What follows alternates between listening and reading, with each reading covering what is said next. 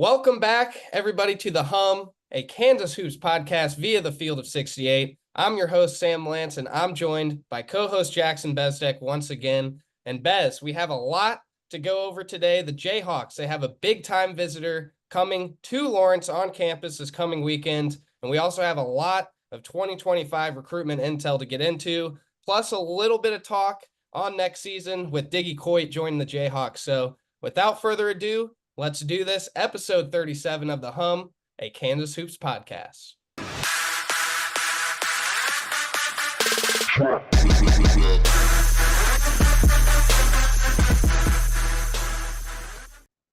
Welcome back, everybody, to The Hum, a Kansas Hoops podcast. And let's just go ahead and start right off with the big news of the week, the big news of the weekend, really. And that's AJ Dybantsa, the number one overall player in the 2025 class and the projected number one pick in the 2026 NBA draft will be in Lawrence. Jackson, when you hear this, what are just your first initial thoughts? Hey man, it's exciting. It's nice to be in the conversation for guys ranked number one in the class once again, I think back to the Andrew Wiggins days and the Josh Jackson days and being a kid and getting excited about those announcements.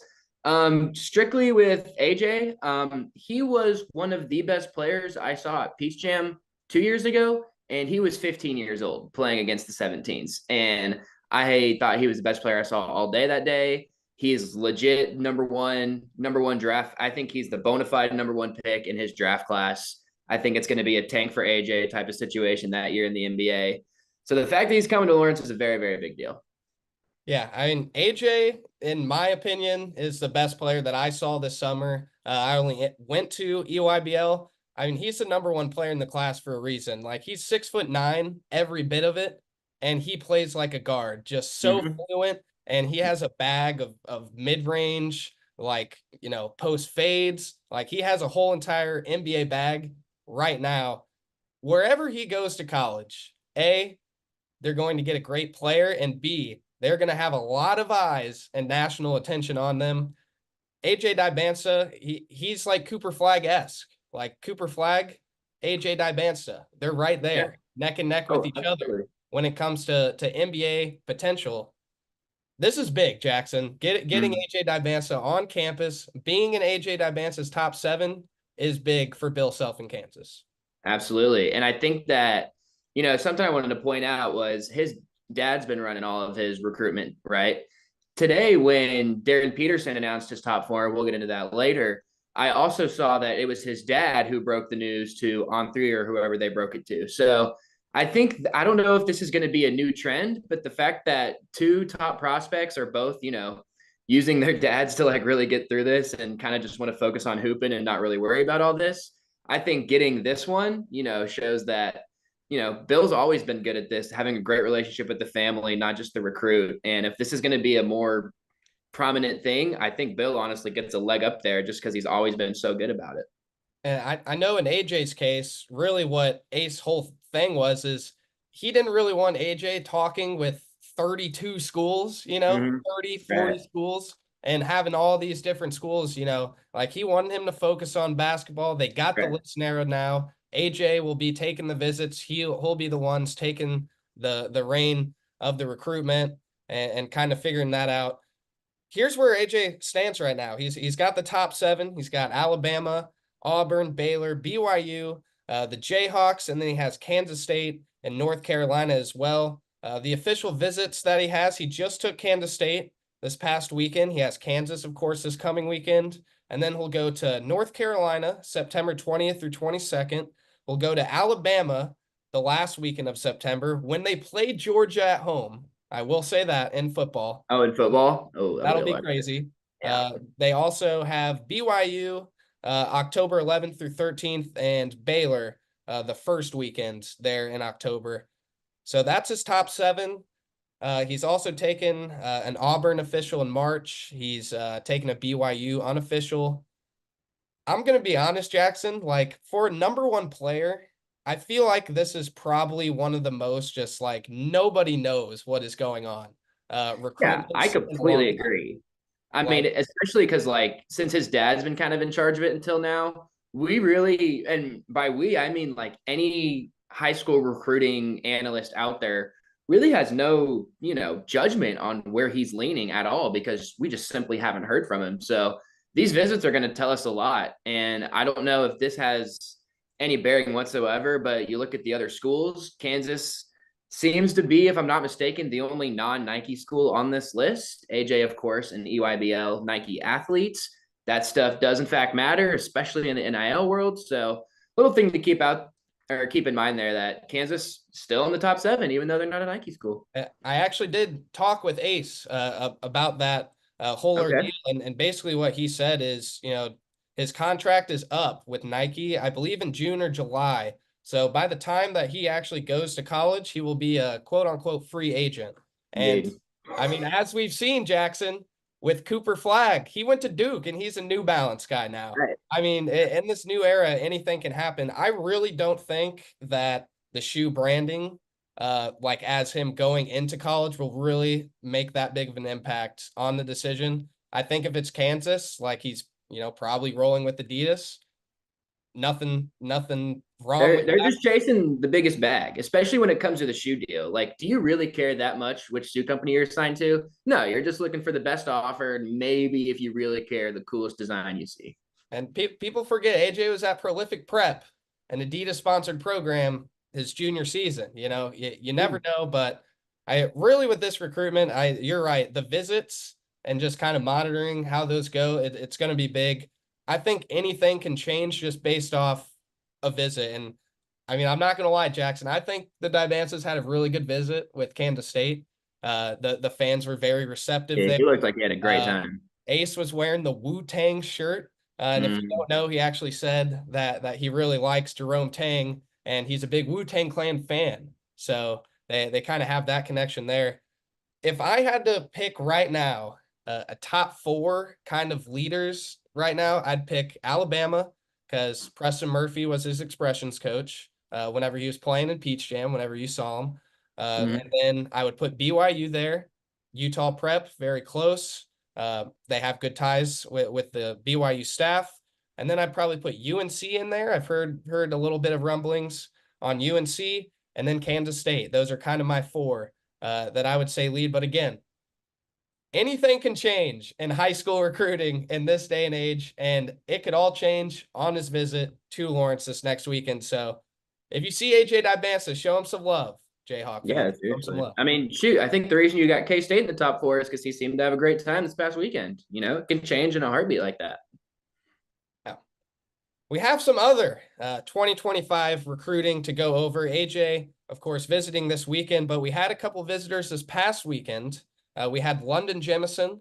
He's a top 40 forward from Expressions Elite, St. Thomas More High School. And then we also have Eric Rebe, who I believe is in the top 30, if I'm not mistaken, but he's a big man. And we actually caught up with Rebe at Zag's blog after his visit. And he kind of said that he sees himself as the potential heir to Hunter Dickinson. And that's kind of the role that Kansas is seeing for him. This is what he said. To Zag's blog, he said, I enjoyed the visit. I got to see everything they have to offer. I'm the one replacing Hunter Dickinson in the role as a 4-5 player, very broadly speaking. So it sounds like the visit went pretty good with Eric Rebe. I have heard that Creighton is a major player there, along with a lot of other schools, and he's visiting a lot of schools. So I'm not sure on how in there Kansas is, but I do know that London Jemison, Jackson, I do know he is a name to very closely watch. We haven't caught up with London on his visit yet, but he's a priority for Kansas. The names I'm kind of hearing are Kansas, Alabama right now, and he visits Bama this weekend. He has Louisville and Virginia scheduled, and then that'll be it for him. And then he plans on making a decision in October. Last time I talked with him, so who knows, Jackson? London Jemison could be the first commit for Kansas in the 2025 class. Yeah, sure sounds like that. Eric Reeby, interesting to hear that he was so confident and just saying like, yeah, they're pretty much want me to take over for Hunter. I think that's really interesting that he said that. Makes me think about, Flory's role within the program, how that was kind of how I personally had been viewing him. But clearly, I mean, we know that Flory's like sneaky, not as tall as you'd think. I don't want to say sneaky short, but he's only 6'8", 6'9". He's not really a 7 foot force down there. So maybe the Jayhawks looking to add some more depth in that front court. And then London Jameson, I think he's a stud. I would love if he was a commit to the Jayhawks.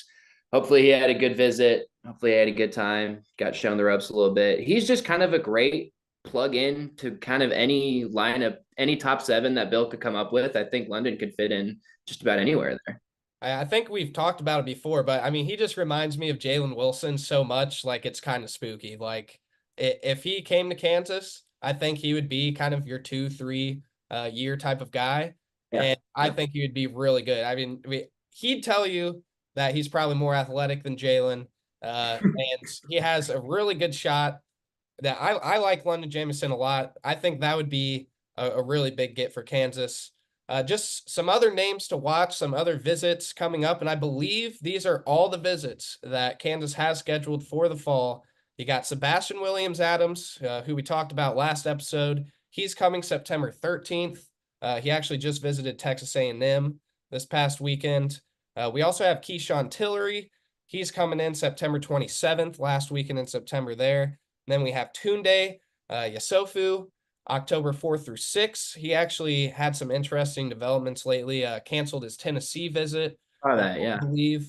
And then we have 3 late night visitors this year. We have Caden Magwood, Isaiah Dennis, and Jalen Harrelson all scheduled to visit late night. And then Hudson Greer on October 25th, I believe, is Kansas's last visitor of this fall. It's a lot of good names there, Jackson. A lot of good names and a lot of things to be excited about with where Kansas is going in 2025. Yeah, a lot of stars in that list. A lot of good stars in that list. And then I like Braden Burries. You can talk a little bit more about that. Not exactly out on that kid either. I think he's a stud, a bucket getter guard. Is he going to come visit? What's his status looking like? Yeah, so Burries, he's one of the quietest when it comes to like the top guys. Like, I mean, it's hard to get a hold of him and talk recruitment with them, but I've heard, UCLA, Arizona, kind of the West Coast schools are a lot of the He's schools out. He's we've pretty heard, strong. along with Duke. Kansas is reportedly going to be in to see Braden Burries. I believe this was via High School Top Recruits on Twitter. Kansas is going to be in to see Braden Burries, Tunde, and Caden Magwood this week. And if you didn't know, leading up until tomorrow, September 4th, or I guess when this episode will be released, it was a dead or a quiet period for college recruiting. And basically that means that prospects can come and speak to coaches face to face on campus, but coaches couldn't go out and recruit them off campus. That's over now. Coaches can get back on the road, and I believe that'll last for a couple months here leading up to the season. But yeah, Kansas will be in to see Burries, Tunde, and Magwood via High School Top Recruits. And I'm sure as the fall kind of goes on, they'll be in to see a lot of others, and we'll kind of keep you updated with that. But we have one more big name to talk about, Jackson, before we wrap up this kind of 2025 recruiting update, and that's Darryn Peterson. He dropped his top 4 today, Jackson. Who are those 4? Kansas, Kansas State, Ohio State, and USC. Pretty good 4. But I think there's one clear, there's a blue blood in this list. And I believe that's Kansas. Yeah, there is. And of course, he took the visit to Kansas, I believe it was in June. It was June or July, somewhere around there this summer. He just took Ohio State this past weekend. Seems like that went pretty well. And then he's also got USC. He took that in early August. And Kansas State, he's taking September, the last weekend in September there. So we still got a little bit while to go here with Peterson. Obviously, he's down to the 4 now.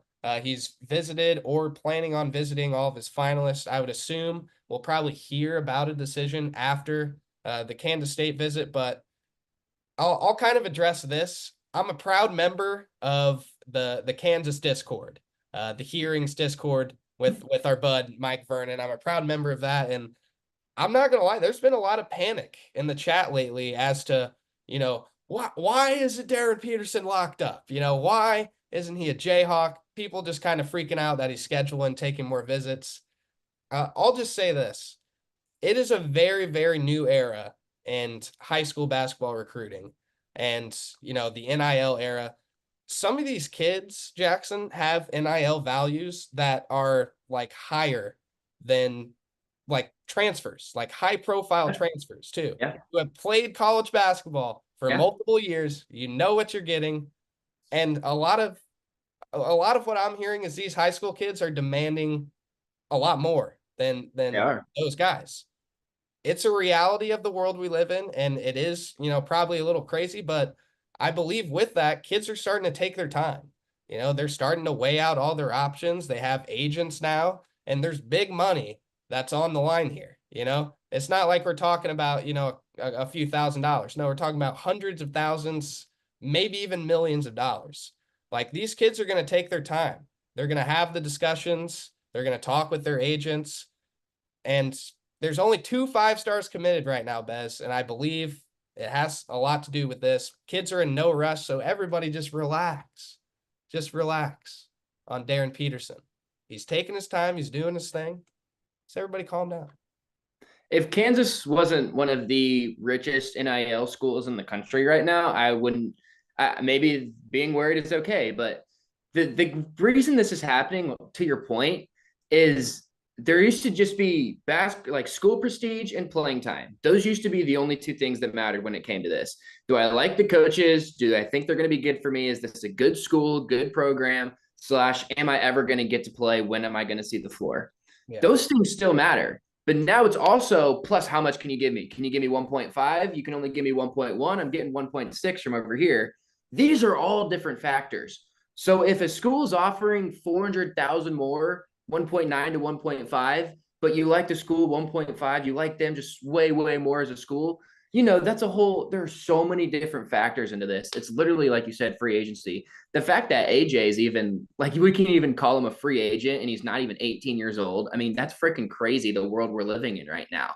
Like, these kids are, like, leveraging themselves into multi-million-dollar deals. Even the number one girls player, Aaliyah Chavez, she's also still uncommitted, looking for multi-million-dollar deal. That's on the girls' side, too, man. Here's the thing, Jackson. Like, they're worth it. Yeah. And they're going to get paid that. They're right. That's what's crazy is like for so long, these kids have been worth it and now they're worth it and now they're getting what they deserve. And I mean, I love the new era. I know a lot of people don't like it. I love it, dude. It's mayhem. It's madness. It's fresh. You never know what's going to happen. Like I think AJ should be getting like QB1 money. Like DJ Langway. Like, did you watch him this weekend? He was spinning it a little bit when they were down 40. He got what, $7-8 million? Is that true? And Coleman Hawkins got 2. And there's a lot of better basketball players out there than Coleman Hawkins the next coming years who are going to want more than 2 million. I can't wait for the day where we have like actual transparency and it's just like, oh yeah, like he got this much and it's okay to say that because right. It's still a little hidden right now. That. Yeah, it's still kind of just a little wrap up thought on just kind of the overall class. This is kind of what I'm thinking would be an ideal class, kind of like if Kansas grabs these guys, I'm all for it. And my 4, I would say, and I think Kansas will take 3 to 4 high school guys this class because they're losing a lot. My 4 right now is Darryn Peterson, Sebastian Williams-Adams, London Jamison, and Keyshawn Tillery. I would call it a huge, huge win if Kansas gets those 4. And I think they're in a really good spot with 3 of those 4. Maybe have a little work to do on Tillery, but that would be a heck of a class. I mean, Tillery, he's your true point guard. He's a dog. He's a leader. You got DP, just a consensus NBA stud. And then you got Jemison, kind of your 3, your stretch 4, even just a really good wing. And you got Sebastian Williams-Adams, just KJ Adams 2.0. KJ with skills. With some really, really nice playmaking skills. So that's kind of the class that I'm hoping for. We'll see. We'll see, Jackson. I think over the next couple months, we'll really start to see a lot of dominoes fall. The Boozer twins are probably going to commit soon. And after that, I expect things to just kind of start rolling here with the 2025s. Yeah, I agree. Boozer twins probably know where they're going. So if it's taken this long for them to decide, I can't even imagine with the guys who are actually like considering different schools.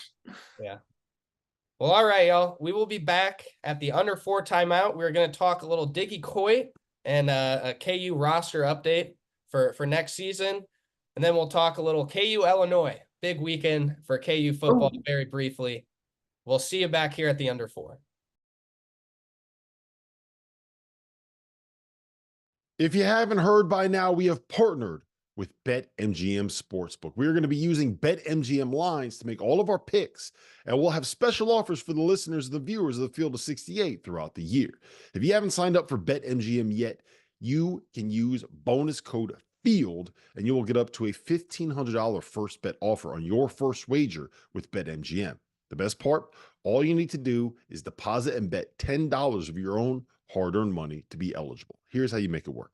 Download the BetMGM app and sign up using that bonus code FIELD. Deposit at least $10 and place your first wager on any game, and you will receive up to $1,500 in bonus bets if your bet loses. Just make sure that you use that bonus code FIELD when you sign up. BetMGM is going to have some fun offers available throughout the NBA playoffs. Bet insurance tokens, odds boost, and what I love, a nice parlay booster too from time to time, as well as a ridiculous array of player prop bets for any sport that you could possibly imagine betting on. BetMGM is and always will be the king of the prop bet. So go download the BetMGM app, use the bonus code FIELD, and sign up today. And while I've got you, a quick request. The best way to support the Field of 68 content that you get for free is to engage with us. Rate and review the podcast. Like and share the YouTube videos. Tell your friends about us. It all helps in a world where the algorithm is king. And now, back to the show. Welcome back, everybody, to the Hum. We are here at the under 4 timeout, and we are here to talk some Diggy Coit. It's the latest addition to the roster, the last addition to the KU basketball roster heading into the 2024-2025 season. So let's talk a little bit of Diggy, Jackson. Yeah. First of all, I love the name. Let's just start there. Diggy Coit. David Coit, Diggy Coit. I mean, his name's Diggy. I love it. I don't even care what he plays like. I'm already in love. I love the name. Love the name. It's the perfect, like, like little backup point guard name, come in. Oh, Diggy's in. Time to cook, baby. Diggy Coit. He averaged 20.8 points per game last year at Northern Illinois. Northern Illinois isn't really a pushover program, too. I mean, like, they're in the MAC. He scored the 24th most points per game in the country last season, in the whole entire country. And now he's a Hawk. I mean, I'm excited. I haven't seen a lot on his game besides his highlights. And the only thing that I took away from that is he has an insane step back. Like, Buddy can step back and drain a three. He looks confident in his shot. He looks confident in his abilities. I mean, he's just the perfect player that Kansas needs to come off the bench next year, kind of run that guard spot in relief of DeJuan Harris. And he's playing his last season of college hoops. Like, he's got a ton of experience, and he's coming off the bench for Kansas. This is a great ad, Jackson. It's a great ad. You're right. It's the exact, after El Marco goes down, the exact piece you need to replug that spot. Bill had talked about it all summer. He wanted one more guy. I need a little more depth. I want one more. We had assumed that it was a guard, and here it is. It's Diggy Coit. Diggy cooks, man. That's what he does. He's your heat check guy. I mean, that's what he is. He's a guy like Dion Waiters, comes in for 6 minutes, but he shot 15 shots, and you're like, wow, I feel like he played the whole game. He ended up with 17 points. That's what Diggy's going to do. DeJuan's not going to sit a whole lot, right? But, some foul trouble happens, maybe an injury here or there, and you could see a lot of DeJuan and Diggy maybe in the backcourt together. That could be a little interesting, but for the most part, I think Diggy's going to be in relief of DeJuan, as you said, and hey, he can be one of those other guys. Kansas found a little lull on offense. We need some instant offense. That can be Diggy's probably a part of that lineup. It just filled like any question mark you could maybe have about Kansas this year, and it just made the lineup, like you put the lineup out there and you're just looking at it now and you're like, wow, like we are deep, really deep. And that was not the case last year, Jackson. as we know, Jackson and I have kind of agreed on this kind of lineup right here. We've kind of agreed on our starting five. So this is kind of what we're predicting. We're predicting DeJuan Harris. Duh. We're predicting Zeke Mayo to start at the 2, which might be an unpopular opinion. And then we're going AJ Storr, KJ Adams, Hunter Dickinson to round it out. Just my thoughts with Mayo, I always thought that maybe Rylan Griffin would kind of be that 5th starter. And I was just looking, we kind of talked about this before we started recording, but I was just looking at the lineup and it didn't look right with Griffin with the starting group. And I think it was because DeJuan Harris in that case would be doing just a lot of dribbling and kind of dictating the entire offense. I think Kansas, in just the history of Kansas that I've watched, in the late teens and early 20s here, Kansas looks best with 2 guards and 2 guards that can really go. And I think adding Zeke Mayo to the starting lineup and kind of being that other, ball handler would be really big. Yeah, I don't see anything wrong with that prediction. I don't know if I'm completely there yet. I probably still lean a little to Rylan, but it makes sense the way you say it because you look at it now, you got 2 guards, 2 forwards, and your big in your lineup, and then 2 guards, 2 forwards, and a couple bigs off the bench. A lot of depth down there. You actually start Rylan. You end up with Rylan, Storr, and KJ in your starting lineup. Those are 3 like wings, right? AJ can play a little bit of guard, but he's a big guy. I mean, he's 6'5", pretty yoked. So there you really only have 1 guard in your starting lineup. Now you're looking at Zeke Mayo, Shaquille Moore, and Diggy Coit, like 3 kind of smaller guards all coming off your bench. Yeah, you still have Rakis and you got Flory and Clemens back there, but I mean, you want to start your best 5 guys. This is not how you want to base it off of. But from strictly a position and numbers standpoint, starting Zeke would make the most sense, but I think Rylan's the better player. Yeah. In that case, with that starting 5, you would have Rylan off the bench, Shaquille, Diggy Coit, kind of that guard, and then Flory and Clements as your backup bigs to Hunter Dickinson. And then, I think Rakis, I don't know about you. I mean, we've heard great things about Rakis. Love Rakis. I think he's going to play, and I think he's going to play well this year and really help his stock as a player. But, there's a lot of depth, again, Jackson, and there's a lot of ways that Self can go. I think if, Mayo gets the nod over Griffin, that we're still going to see Rylan Griffin play 25, 30 minutes per game. Easily. So there's caught up in that starting lineup because a lot of guys are going to play this year. The finishing 5 is going to be more important than the starting 5 all year. I mean, it's going to be different each game. It's going to be who Bill's riding with because we just named 11 guys who are real basketball players, which as we know is not what we could say last year. There was too much youth that we needed to be ready right away. And there just wasn't enough like I like Parker Brown as a backup big, but there's nothing dynamic about anything that he brings to the table. Both Flory and Clements, say what you will about Clements, but you don't know. You have no idea what's going to happen. You don't know what he's bringing to the table. And then Flory, of course, another young big. Like there's just so many more different lineups that we can throw out there this year and there's so many more lineups that you're like, okay, because some lineups last year, you're like, oh my gosh, I think a really good JV basketball team. Last year, you had Kansas had to run with the same 5. Like it was the 5, That was it. Like last 14 minutes of the game, it's like, can we sub ever? Like, can we even 4 fouls, Kevin? You're gonna have to play with 4 the whole half. I'm sorry. Yeah, that's not gonna be an issue this year.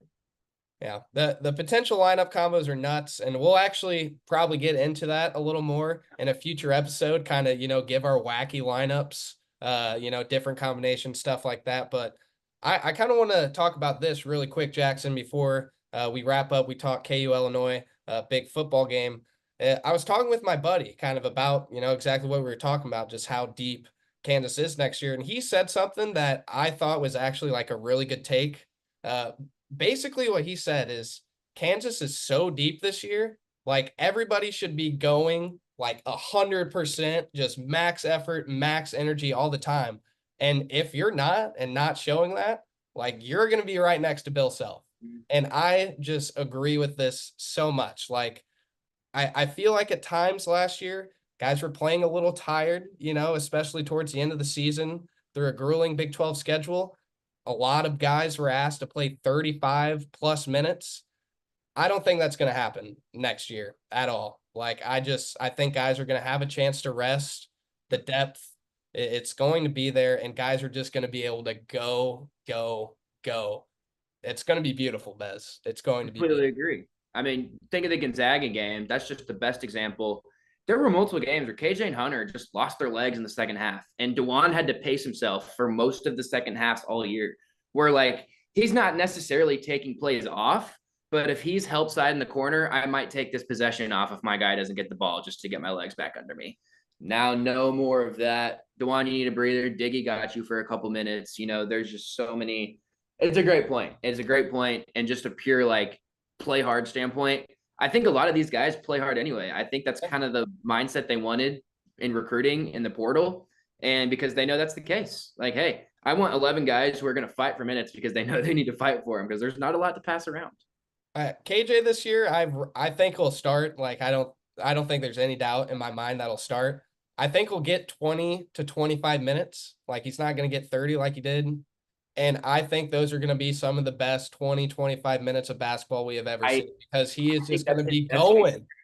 It's his best case scenario. He's never meant to be a 35-minute a game player. That's not who he is. He's meant to be like go 150,000% in 5 or 6 spurts throughout the game. That's where he's at his best. And the fact that Kansas can actually use him there, where the past 2 years they haven't even been able to. Now they're actually able to. 2 years ago, Jackson, we ran our offense around him at the 5. Like, isn't that crazy to think about? Crazy. And now he's like, this is where, like, him as a freshman, why Bill loved him so much, because he could throw him out for 40 seconds and defend like a maniac. Now we get to actually see that again. Yeah. It's going to be a good year, Bez. It's going to be a good year. We'll get into it more. Yeah. Love it. Love it. Just to wrap up here, KU Illinois. Football, the Jayhawks, they went 1-0 with a win over Lindenwood. This is a big game, Jackson. Like, I don't think you understand, like, actually how big this game is. I think it's getting underestimated a little bit. Illinois is, like, a no-joke, like, going into Illinois, like, I'd feel a lot better about this as a home game. It's no joke. It's not going to be an easy game at all. But don't worry. I will have boots on the ground. I will be in Champaign. And screaming for the Jayhawks. So let's do it. Let's go 2-0. 2-0. Dude, the fact that we're favored in a away Power 4 game is pretty crazy. Like, it's been a weird. It's happened so fast. The rise, like, it's here now. We're expected to make the college football playoff. I think Kansas came in at 19 today in the poll. If I'm not mistaken. 19. Like, I feel like the expectations around the program are you probably go make the playoffs this year. That's kind of the vibe, and so it doesn't feel like obviously, yeah, of course we're favored over Illinois. our freshman year, our sophomore year, bro, we couldn't even field a team. Like, let's just appreciate that we're favored by a touchdown on the road at a Big Ten school. I think Kansas wins though. I think the playbook, the plays we ran against Lindenwood, that's not the playbook. We're playing an FCS team. Let's run a couple deep routes. Like, we're gonna see old Lance getting his bag this weekend. Oh, it's gonna be great. It's gonna be great. I'm gonna be there. I'm gonna be loud. That's all we have for you guys today, besides one last thing. And Bez, I'll just kind of let you take the floor here. You got some big news, some big happenings in your personal life. Let's hear it, Bez. Big news, big happenings. I now live in Ames, Iowa. Just kind of unfortunate. I'm out here in cyclone territory. It's just, I go into the Walmart and it's just all over the walls, just everywhere. I'm just like, oh my gosh, I don't know if I'm going to make it, Mom. I think I might have to move again. But I got a super sweet gig, assistant coach for the All Iowa Tech AAU program, EYBL program. Working with doing the stats the past couple of years, boys side, now girls side. This is the best girls program I've ever seen. I mean, they led all boys and girls teams in 3-pointers made per game and 3-point percentage as a team, making like 12 a game on 41% clip. Like, this program is nuts, man. It was Caitlin Clark's old. It's Caitlin Clark's old AAU team. It is. And so they all play like her. It's pretty insane. Like, it's just kind of how it rolls here. And I got really close with the coach and I just asked him for a gig, and he's Dixon Jensen. Like, give him a Google. He's got multiple different businesses that he runs. He's a super successful entrepreneur, and he just does this for fun and just went ahead and produced Caitlin Clark. And so now I'm out here in Ames and I'm coaching girls basketball, man. It's a pretty wild. Did not see this coming, but you network, you talk to people, weird things can happen. Well, congratulations, Coach Bez. Thanks, Sam. Coach Bez, indeed. I'm a basketball coach. That is so bizarre. Has that set in yet that you are Coach Bez? No, but I think we really start tomorrow. Or I guess when this comes out today is the first day. Had tryouts a couple weeks ago when I first got here, but it's been pretty dead since. But first round of winter workouts are rolling tomorrow, and I got the 5th graders. That's my team. There we go. Gonna tell you, Sam, my 5th grade girls are gonna play like 8th grade girls. I can guarantee that. That's how we're rolling. All right, we're coming for the national title. I know it. I know it, Bez. Well, all right, y'all. That's all we got for you guys today. Just a quick, hum announcement. We are actually going to be recording on Tuesdays now and posting on Wednesday mornings, leading up to the season. Big 12 Media Day, I believe, is October 23rd. We'll kind of have a special going over Big 12 Media Day. And then that will kind of wrap up, this before the season series of podcasts every Wednesday. So be looking out for us every Wednesday here on YouTube, Twitter, Spotify, Apple Podcasts, wherever you're listening. Keep in touch with us. It's going to be a good year, guys, and we're going to be bringing you guys a lot more coverage and in-depth recruiting analyses. It's going to be a good year, so stick with us. Peace. Thank you for watching.